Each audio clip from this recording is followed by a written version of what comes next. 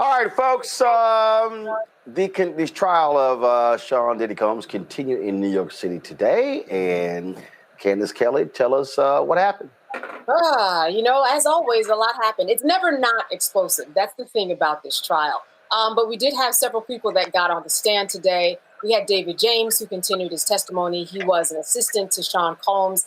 I mean, he talked about drug use, how Sean Combs always used drugs. And he just talked about this being Sean Combs' world, and that's how things operated.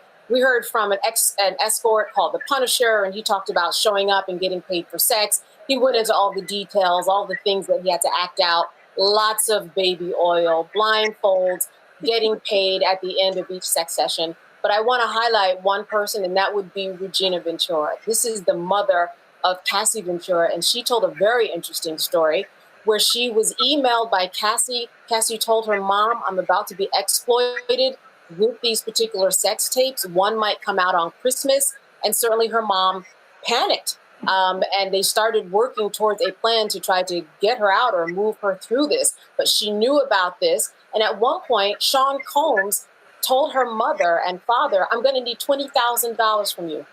I'm going to need that wired.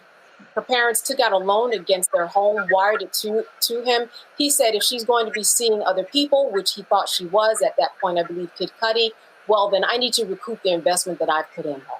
And they wired him $20,000. And then after it was all said and done, he gave the money back. All of that just to put them through a crisis and turmoil with their daughter. She also talked about getting into arguments and trying to hit Sean Combs because he tried to take away her daughter's keys and then took away her cars. So just a lot more detail in terms of these RICO charges and trying to connect the dots that he was doing all of these things that trigger the RICO statute.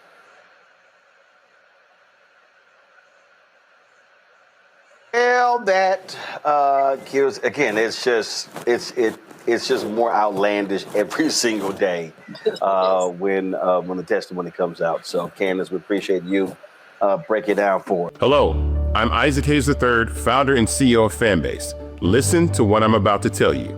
The window to invest in Fanbase is closing. We've raised over $10.6 million of our $17 million goal. That means there's room for less than 6,370 people to invest in Fanbase for the average amount. The minimum to invest in Fanbase right now is $399. That makes you an owner in Fanbase today.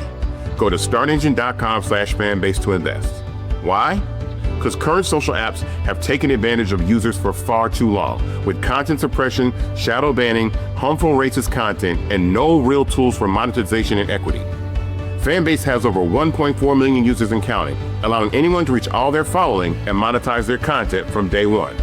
Social media is the new TV, and whoever owns the apps that distribute that content have the opportunity to own potential billion-dollar companies.